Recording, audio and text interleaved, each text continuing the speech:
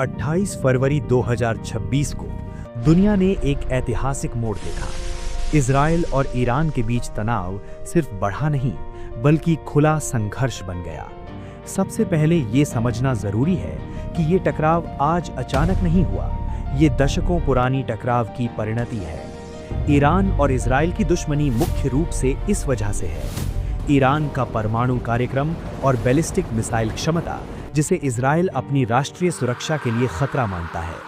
Iran के क्षेत्रीय proxy समूहों का समर्थन, जैसे हिजबुल्लाह और अन्य मिलिटेंट समूह जो इजराइल के खिलाफ लड़ते रहे हैं। दोनों पक्ष एक दूसरे को अपने अस्तित्व के लिए खतरा मानते रहे हैं और इससे वर्षों तक छिपा हुआ संघर्ष चलता रहा। 28 फरवरी 2026 को घटनाएं अचानक तेज हुई।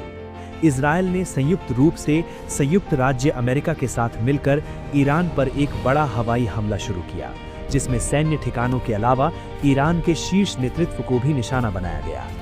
रिपोर्ट्स में कहा गया है कि ईरान के सर्वोच्च नेता आयतुल्लाह अली खामेनेई की मौत की सूचना भी आई, जिससे तनाव और बढ़ गया। इजराइल का दावा है कि इसका लक्ष्य था ईरान के मिसाइल, परमाणु और सैन्य नेटवर्क को कमजोर करना। ईरान ने इस हमले का जवाब बेहद व्यापक तरीके से दिया। उसने मिसाइलों और ड्रोन के जरिए इजराइल के कई हिस्सों को निशाना बनाया। अमेरिकी और अन्य सहयोगी सैनिकों की मौजूदगी वाले खाड़ी देशों में भी हमले दर्ज किए गए। दुबई में एक ड्रोन के मलबे से बुर्ज अल अरब होटल को नुकसान पहुंचा। इसके अलावा हिजबुल्लाह ने लेबनान से इजराइल पर मिसाइलें भेजी, जिससे इजरायली एयर स्ट्राइक भी लेबनान में हुई।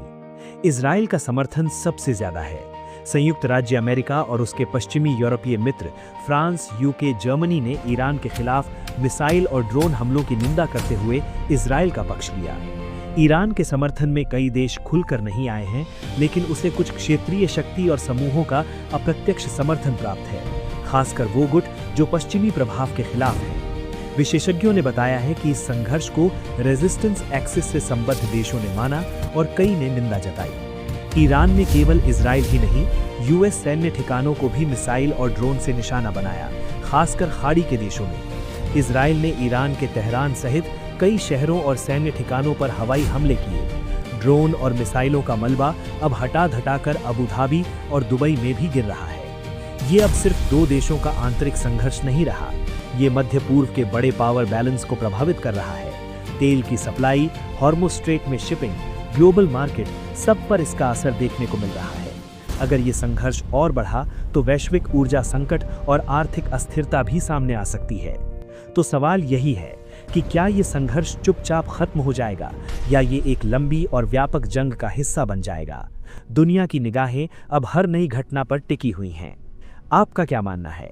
क्या कूटनीति स्थिति संभाल पाएगी या दुनिया एक और बड़े युद्ध के मुंह में है?